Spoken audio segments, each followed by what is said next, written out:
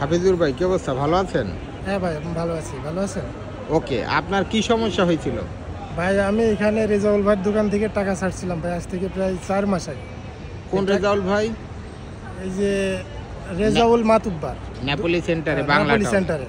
ওকে, আমি হচ্ছে পরজুমারিনো থাকি, Okay. বিয়াকাঞ্জানি আমার বাসা।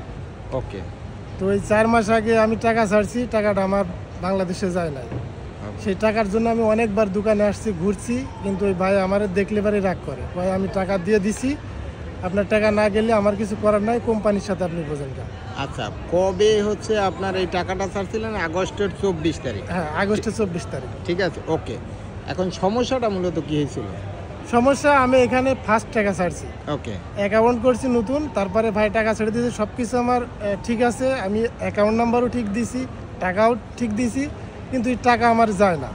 এখন আসার পরে কি হয়েছিল? ওনার কাছে দোমানদা দিয়েছিলেন আপনি? হ্যাঁ, আমি 2-3 বার দোমানদা দিয়েছি, উনি আমার 1 সপ্তাহ সময় নিছে, পরে আমারে বলে যে আপনার অপেক্ষা করা লাগবে। যখন দোকানের মানুষ তার আমার কথা শুনে রাগ করে যে ভাই আপনি গ্রাহকের টাকা যতক্ষণ বুঝে না পাবে আপনি দায়িত্ব নেবেন, আপনি এখন বলছেন কোম্পানির সাথে আমি বুঝবো, এটা তো ভাই হয় না।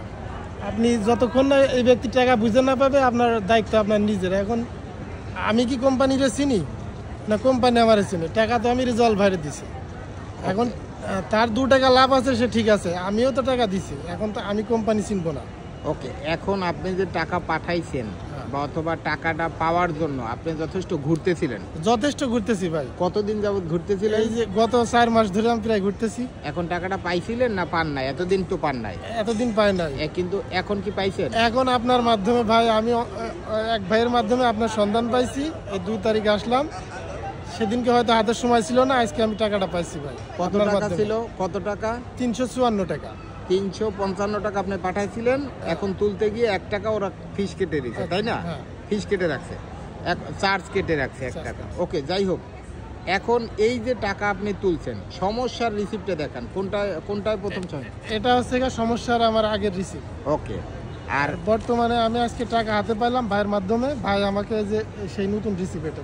ওকে, এখন আমি আপনারে বলি, এইখান থেকে আমরা একটা জিনিস শিখবো আপনার, সেটা হচ্ছে এই যে টাকাটা পাঠাইছেন, আপনার টাকাটা তো রেজাউল ভাই বারবার বলছে আসতে, মানে ওই ভদ্রলোক আপনাকে বারবার বলছে, দোকানদার আসছেন, চলে গেছেন, বাংলা টাউনে যে কোনো একজন দোকানদার, তাই না?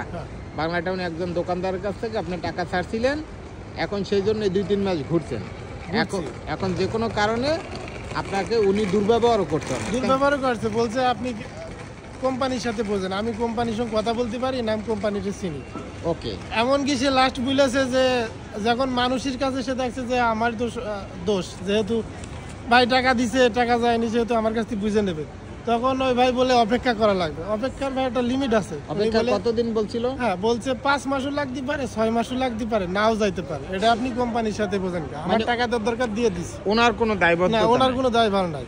ওকে, এখন যারা আপনার টাকাটা কি আসলে ওই দোকানদারের কাছে ছিল না টাকাটা কোম্পানির কাছে আটকা ছিল? টাকাটা এই যে কোম্পানির মাধ্যমে, ওয়েস্টার্ন কোম্পানির মাধ্যমে টাকাটা আটকা ছিল, আমরা সেই দোকানও আর যাইনি, ভাই সেই দোকানও আমার নিয়ে যায়নি, সেই ভাইয়ের সঙ্গে হয়তো কথা বলেছে ফোনে, কিন্তু সেই ভাই সে কোনো দায়ভার নেয় না কোম্পানির সাথে। আমরা এই ভাইয়ের মাধ্যমে যোগাযোগ করে আজকে টাকা উদ্ধার করি। এখন আপনি এন্ড অফ দ্য ডে, মানে এই রেজাল্ট এসে, ফিনিশিং এসে কি বুঝলেন? যে সমস্যাটা আপনার টাকা দোকানদারও মারি নাই, কোম্পানিও মেরে দেয়নি, আপনার টাকাটা দোকানদারও মেরে দেয়নি, কোম্পানিও মেরে দেয়নি। মূল সমস্যাটা হয়েছে যে ভাষাগত সমস্যা, ভাষাগত নামের সমস্যা মনে হয় না। আপনার তো আরো একটা কথা, আপনার যখন টাকা পাঠাইছে তখন একটা লেটারও দোকানদার ভুল করছে, এই জন্য আমরা একবার গিয়া টাকা তুলতে পারি না। আবার এইটা ভালো একটা কথা মনে করছেন, ও আমরা যখন কোম্পানিকে ফোন দিলাম, কোম্পানি আমাদের সাথে সাথে একটা সলিউশন দিল যে তোমরা গিয়ে টাকাটা অমুক জায়গায় দিয়ে তুলে নাও, টাকাটা আছে। পরে আমরা তুলতে গেলাম, গিয়ে দেখলাম যে আপনার একটা লেটার উনি লিখতে ভুল করছে, আপনার নাম হচ্ছে হাফিজুর, উনি লিখছে হাফিজুল, শেষে আপনার আর এর জায়গায় এর লিখে দিয়েছে। যাই হোক, সেইটা নিয়ে আবার আর এক ঝামেলা হলো, সেটার সমস্যারও সমাধান খুব দ্রুত আমরা করতে পারছি। ইভেন কি ওই দোকানদারকে ফোন দিয়েছিলাম, উনিও করছে, উনি বলছে যে এইটা যে ওনার দোকান বন্ধ করে দিয়েছে এটা বলার জন্য। যাই হোক, আমরা এটা বলছি, বলার পরে কি উনি টাকাটা উনি এই সমস্যার সমাধানটা ওয়েস্টার্ন ইউনিয়ন করে দিছে সাথে সাথে নাকি?